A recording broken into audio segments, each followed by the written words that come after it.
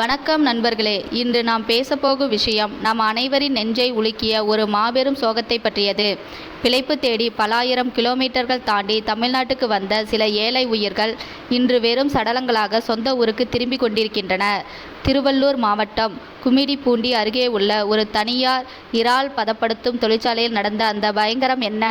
Ammonia வாயு கசிவு என்ற அரக்கன் 5 அப்பாவி பெண்களின் உயிரை எப்படி பறித்தான்? இந்த விபத்து நடந்த அந்த இருண்ட ஞாயிற்றுக்கிழமை மதியம் உண்மையில் அங்கு என்னதான் நடந்தது? சட்டப்பேரவையில் 110 விதியின் கீழ் அமைச்சர் அளித்த விளக்கம் என்ன? இந்த கேள்விகளுக்கான விடைகளை தான் இந்த காணொளியில் நாம் மிக ஆழமாக ஒரு டீப் டைவாக பார்க்க போகிறோம். முதலில் அந்த தொழிற்சாலையின் பின்னணியை நாம் புரிந்து கொள்ள வேண்டும். திருவள்ளூர் மாவட்டம் பெரியபாளையம் அருகே உள்ள கன்னிகைப்பேர் என்னும் கிராமத்தில் இயங்கி வருகிறது செயின்ட் பீட்டர்ஸ் பால் சீஃபுட்ஸ் எக்ஸ்போர்ட்ஸ் என்ற தனியார் ஈரால் பதப்படுத்தும் ஆலை. கடல் உணவுகளை, குறிப்பாக ஈரால்களை சுத்தம் செய்து பதப்படுத்தி வெளிநாடுகளுக்கு ஏற்றுமதி செய்வதுதான் இவர்களின் முக்கிய தொழில். இந்த தொழிற்சாலை பொறுத்தவரை கடல் உணவுகள் மிக விரைவாக கெட்டுப்போகக்கூடியவை. எனவே அவற்றை உடனடியாக உறைய வைக்க வேண்டும்.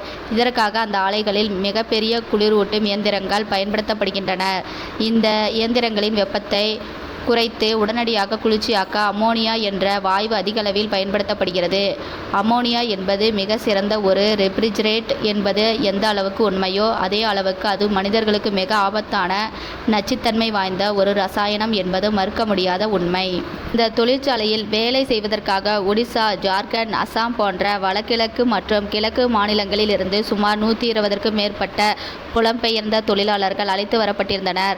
அவர்களில் பெரும்பாலானோர் இளம் பெண்கள். வறுமையின் காரணமாக குடும்பத்தை காப்பாற்ற வேண்டும் என்ற ஒரே நோக்கத்தில் மொழி தெரியாத ஊருக்கு வந்த அந்த பெண்கள் தொழிற்சாலை வளாகத்திற்குள்ளே உள்ள தற்காலிக குடியிருப்புகளில் தான் தங்க வைக்கப்பட்டிருந்தனர். அது ஒரு ஞாயிற்றுக்கிழமை. பொதுவாக ஞாயிற்றுக்கிழமை என்பது தொழிலாளருக்கு விடுமுறை நாள். வாரமெல்லாம் உழைத்து களைத்த அந்த பெண்கள் தங்களின் குடியிருப்புகளில் ஓய்வெடுத்துக் கொண்டிருந்தனர். மதியம் சுமார் 1 மணி இருக்கும். அப்போதுதான் அந்த கொடூரம் நிகழத் தொடங்கியது. தொழிற்சாலையின் ஈரால் பதப்படுத்தும் பிரிவில் இருந்த குளிரூட்டும் குழாயில் திடீரென ஒரு விரிசல் ஏற்பட்டது. அந்த விரிசல் வழியாக அதிக அழுத்தத்தில் இருந்த திரவ அமோனியா வாயுவாக மாறி வேகமாக வெளியேறத் தொடங்கியது. அமோனியா வாயுவுக்கென்று ஒரு தனித்துவமான நெடிவுடன் கூடிய கடுமையான துர்நாற்றம் உண்டு.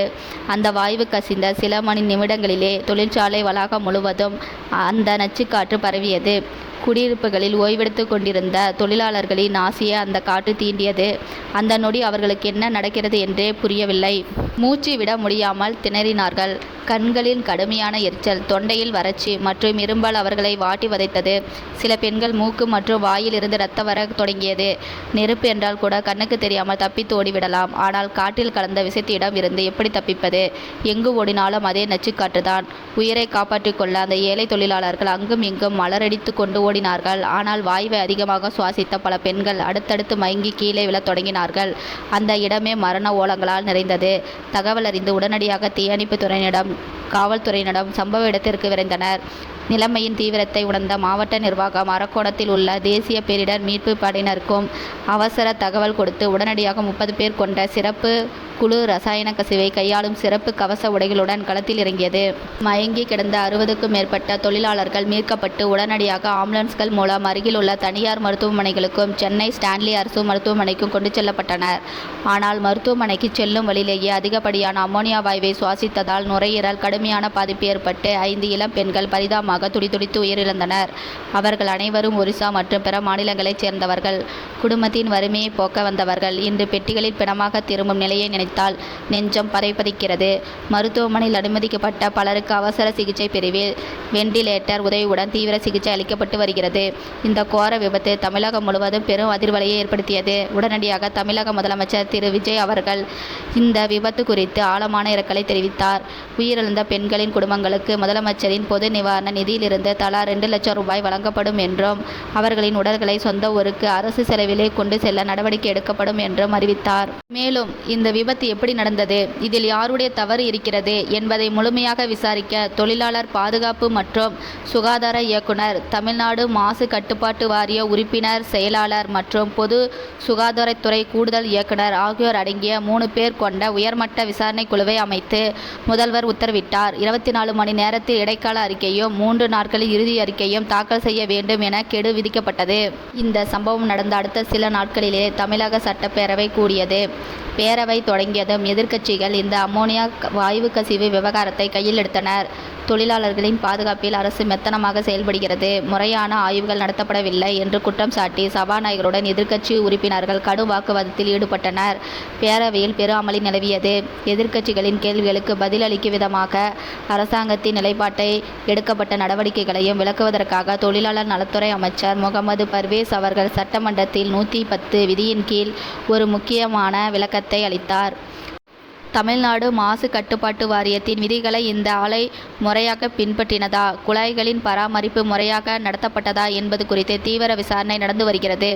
விபத்துக்கு காரணமானவர்கள் யாராக இருந்தாலும் அவர்கள் மீது கிரிமினல் நடவடிக்கை எடுக்கப்படும்.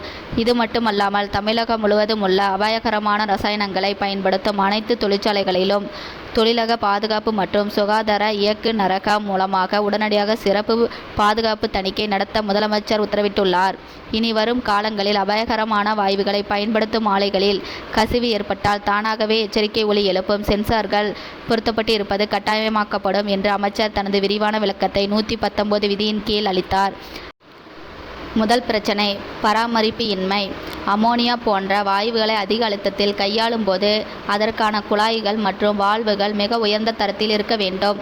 அவை குறிப்பிட்ட கால இடைவெளியில் மாற்ற வேண்டும். ஆனால் பல தனியார் ஆலைகள் பணத்தை மிச்சப்படுத்துவதற்காக பழைய குழாய்களை தொடர்ந்து பயன்படுத்துகின்றனர். அதன் விளைவுதான் இந்த விரிசலும் மரணங்களும். இரண்டாவது பிரச்சனை புலம்பெயர்ந்த தொழிலாளர்களின் நிலை. ஏன் இந்த ஆலைகளில் பெரும்பாலும் வட மாநில தொழிலாளர்கள் வேலைக்கு வைக்கப்படுகிறார்கள்? ஏனென்றால் அவர்களுக்கு மிக குறைந்த சம்பளம் கொடுத்தால் போதும்.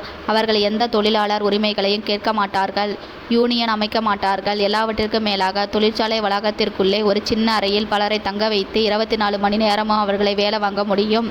அபாயகரமான ரசாயனங்களை உள்ளே தொழிற்சாலைக்கு மிக அருகிலே எவ்வித பாதுகாப்பு அரணம் இன்றி இந்த தொழிலாளர்களின் தங்குமிடங்கள் அமைக்கப்பட்டிருந்தது தான் இத்தனை பெரிய உயிரிழப்புக்கு முக்கிய காரணம். குறைந்தபட்சம் குடியிருப்பு பகுதிகளில் தொழிற்சாலையின் அபாயகரமான பகுதிகளில் இருந்து குறிப்பிட்ட தூரத்தில் இருக்க வேண்டும் என்ற விதியை கூட அந்த ஆலை நிர்வாகம் பின்பற்றவில்லை. மூன்றாவது பிரச்சனை கண்காணிப்பு அமைப்புகளின் தோல்வி. மாசு கட்டுப்பாட்டு வாரியமும் தொழிலாளர் பாதுகாப்பு துறையும் என்ன செய்து கொண்டிருக்கின்றனர்? ஒரு தொழிற்சாலை இயங்குவதற்கான உரிமத்தை புதுப்பிக்கும் போது அங்குள்ள இயந்திரங்களின் தரம் குறித்த தணிக்கை நேர்மையாக நடக்கிறதா என்ற கேள்வி எழுகிறது. பல நேரங்களில் வெறும் காகித அளவிலேயே அந்த ஆய்வுகள் முடிவடைந்து விடுகின்றனவோ என்ற சந்தேகம் சாமானிய மக்களுக்கும் எழுகிறது. உயிரிழந்த அந்த 5 பெண்களின் மரணம் வெறும் விபத்தல்ல, அது பாதுகாப்பு விதிகளை காற்றில் பறக்கவிட்ட ஆலை நிர்வாகத்தின் அலட்சியத்தால் நடந்த படுகொலை. அரசு கொடுக்கும் 2 லட்சம் ரூபாய் இழப்பீடு அந்த குடும்பங்களின் வறுமையை வேண்டுமானால் சில நாட்களுக்கு போக்கலாம். ஆனால் அவர்கள் இழந்த உயிரை திருப்பி தர முடியுமா? இந்த விபத்து ஒரு மிகப்பெரிய எச்சரிக்கை மணி. முதலமைச்சர் அறிவித்துள்ள அந்த 3 பேர் கொண்ட குழுவின் அறிக்கை வெறும் காகிதங்களாக தூங்கிக் கொண்டிருக்கக்கூடாது. அதில் உள்ள பரிந்துரைகள் உடனடியாக சட்டமாக மாற வேண்டும். ரசாயன ஆலைகளில் பணிபுரியும் தொழிலாளர்களுக்கு முறையான பாதுகாப்பு பயிற்சிகள் வழங்கப்பட வேண்டும். விபத்து நடந்தால் எப்படி தப்பிப்பது என்பதற்கான அவசர கால வெளியேற்ற வழிகள் மற்றும் ஆக்சிஜன் மாசுகள் ஒவ்வொரு ஆலைகளிலும் கட்டாயமாக்கப்பட வேண்டும். தொழிலாளர்கள் தங்கு விடுதிகள் தொழிற்சாலையின் அபாயகரமான மையப்பகுதியில் இருந்து தொலைவில் அமைக்கப்பட வேண்டும். விதிகளை மீறும் ஆலைகளின் உரிமம் நிரந்தரமாக ரத்து செய்யப்படுவதோடு உரிமையாளர்கள் மீது கடுமையான சிறை தண்டனை விதிக்கும் வகையில் சட்டங்கள் கடுமையாக்கப்பட வேண்டும். இறுதியாக ஒன்று சொல்லிக்கொள்ள விரும்புகிறேன். நாம் உண்ணும் ஒவ்வொரு உணவுக்கு பின்னாலும், நாம் பயன்படுத்தும் ஒவ்வொரு பொருளுக்கு பின்னாலும் உழைக்கும் வர்க்கத்தின் இரத்தமும் வேர்வையும் கலந்திருக்கிறது. அவர்களின் பாதுகாப்பை உறுதி செய்ய வேண்டியது ஆலை நிர்வாகத்தின் கடமை மட்டுமல்ல, ஒட்டுமொத்த சமூகத்தின் மற்றும் அரசாங்கத்தின் பொறுப்புமாகும். இனி ஒரு அமோனியா கசிவு வேண்டாம், இனி ஒரு தொழிலாளர்களின் மரணமும் வேண்டாம். இழுத்துக்கொள்வோம். நண்பர்களே, இந்த வீடியோவை பற்றி உங்கள் கருத்துக்களை கீழே கமெண்டில் பதிவு செய்யுங்கள்.